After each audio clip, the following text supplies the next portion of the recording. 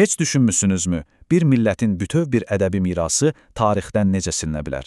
Və daha da maraqlısı, tək bir kitab bu itirilmiş tarixi necə yenidən canlandıra bilər? Gəlin, bu inanılmaz hekayənin dərinliklərinə enək. Bu araşdırmada bizim əsas bələdçimiz Doktor Aybəniz Əliyeva Kəngərlinin məhz bu fundamental əsəri olacaq, bu kitab illərlə üstü örtülən, repressiyaya məruz qalan bir ziyalı hərəkatının hekayəsini bizə danışır. Bax, bu sual əslində bütün bu məsələnin ürəyidir. Elə bir hekayədən danışırıq ki, burada dünənin qəhrəmanları bir gecədə xainə çevrilib, bir millətin təməl ideologiyasına isə cinayət damğası vurulub. Gəlin, ilk olaraq bu hekayənin tam mərkəzində dayanan o məşhur hərəkatdan başlayaq. Elə bir ideyadan ki, o qədər güclü idi ki, onu 70 ildən çox bir müddətə sistematik şəkildə bastırmaq lazım gəldi. Və burada çox vacib bir məqam var. Bu, təsadüfən unudulmuş bir şey deyildi. Yox, bu, tarixi bilərəkdən, məqsədli şəkildə dəyişdirmək üçün həyata keçirilən geniş miqyaslı bir kampaniya idi. İndi isə gəlin zamanda biraz geriyə gedək, ta 20-ci əsrin əvvəllərinə və romantik türkçülük kimi tanınan bu güclü ideyanın ilk dəfə necə doğulduğuna birlikdə nəzər salaq.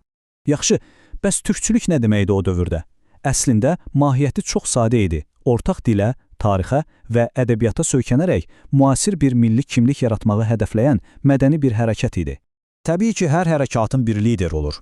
Bu hərəkatın intellektual mərkəzində isə Əli bəy Hüseynzadə dayanırdı. O, öz dövrünün insanları tərəfindən o qədər böyük hörmətlə qarşılanırdı ki, ona nəsildə bir dəfə gələn dahi deyirdilər.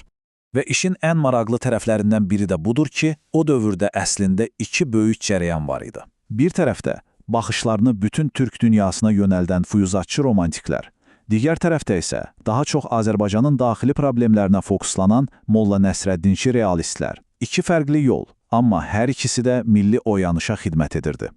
İndi isə gəlin zaman axarında biraz da irəli gedək və baxaq görək Sovet imperiyasının qaranlıq kölgəsi Azərbaycanın üzərinə düşəndə bu qədər canlı, bu qədər parlaq bir mədəni hərəkat necə vəhşicəsinə əzildi. Baxın, bu zaman xəttinə baxanda hər şeyin nə qədər sürətlə baş verdiyini görmək olur. Bir neçə 10 illik ərzində öz quzul dövrünü yaşayan bir hərəkat amansız bir şəkildə məhv edildi və faciəvi sonluğuna çatdı. Yəni, Sovet işğalından əvvəl vəziyyət tamamilə fərqli idi. Bu hərəkatın liderləri xalqın gözündə milli qəhrəman idilər. Müasir Azərbaycanın intellektual memarları sayılırdılar. Amma sonra Sovet rejimi gəlir və bütün bu hekayəni demək olar ki 180 dərəcə dəyişir. Mədəni bir hərəkatı götürüb ona pantürkizm adlı təhlükəli bir siyasi sui-qəsd damğası vururlar və liderlərini də xalq düşməni elan edirlər.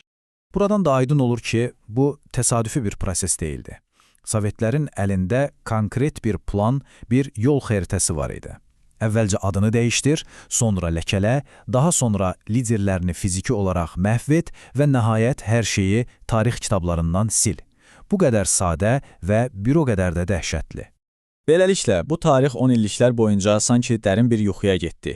Amma imperiya çökəndə yeni bir alimlər nəsli bu unudulmuş xəzinəni yenidən üzə çıxarmaq üçün obrazlı desək qazıntı işlərinə başladılar. Təsəvvür edin, 70 ildən çox bir müddət. Bütöv bir dövr ərzində Azərbaycanın mədəni tarixi haqqında danışılan hekayə əslində Sovet ideologiyasının nəzarətində idi və bu da tarixdə böyük bir boşluq yaratmışdı. Nəhayət ki, 80-cı illərin sonunda siyasi ab-hava dəyişir və alimlər üçün tamamilə yeni bir qapı açılır. Artıq ideoloji təzyiq olmadan bu tarixə milli və obyektiv bir gözlə baxmaq imkanı yaranır. Məhz bu nöqtədə Doktor Kəngərlinin işinin əhəmiyyəti ortaya çıxır. Onun əsəri əslində bu itirilmiş fəsli yenidən bərpa etmək üçün aparılan titiz, obyektiv və hər tərəfli bir elmi cəhddir. Yaxşı, bəs bütün bunların bugünkü Azərbaycan üçün əhəmiyyəti nədir? Niyə bu itirilmiş fəsli bilmək bizim üçün bu qədər vacibdir? Gəlin bu irsin bizə nə söylədiyinə daha yaxından baxaq. Əgər kitabın əsas argumentlərini bir yerə toplasaq, mənzərə aydınlaşır. Bu hərəkat sadəcə bir ədəbi cəryan deyildi. Müasir Azərbaycan kimliyinin təməl daşlarından biri idi. Və onu anlamadan əslində Azərbaycanın müstəqillik tarixinin çox vacib bir hissəsini anlamamış oluruq.